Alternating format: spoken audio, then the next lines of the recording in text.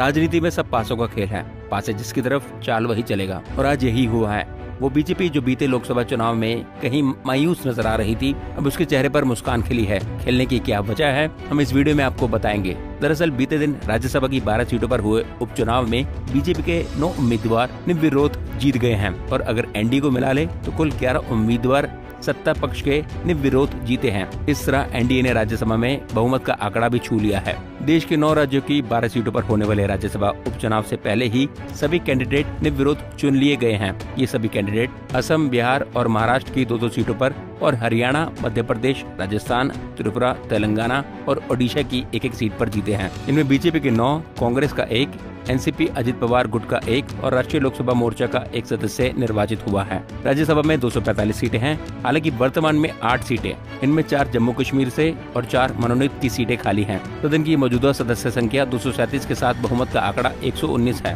बुधवार को 11 सीटों की जीत के साथ एनडीए 112 सीटों तक पहुँच गया है। एनडीए को 6 नामांकित और 1 निर्दलीय सदस्य का भी समर्थन हासिल है, यानी एनडीए को राज्यसभा में बहुमत मिल गया है। तो चलिए आपको ये बताते हैं कि कहां-कहां से कौन-कौन सा कैंडिडेट जीता है।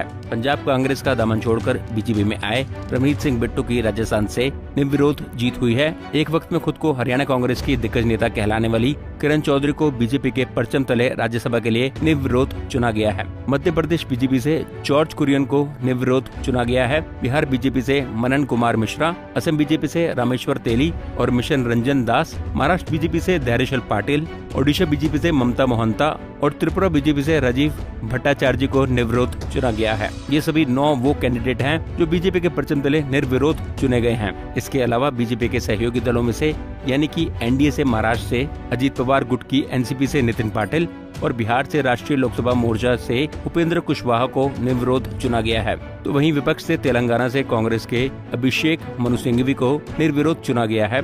सुनिए कि इस पूरे उपचुनाव पर कांग्रेस से राज्यसभा सांसद प्रमोद तिवारी ने क्या कहा। पहली बात तो मेजॉरिटी नहीं हासिल की, भाजपा की मेजॉरिटी नहीं, एनडीए की मेजॉरिटी है, और वो भी अभी मेजॉरिटी से एक कदम दूर है। ये जो चुनाव हुए थे ये तो बाई इलेक्शन है, जहां जिसकी सरकार है वहां उसके एमपी चुन लिए जाते हैं।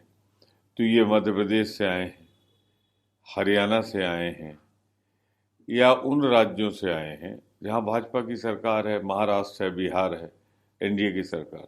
तो आज भी भारतीय जनता पार्टी बहुमत से बहुत दूर है।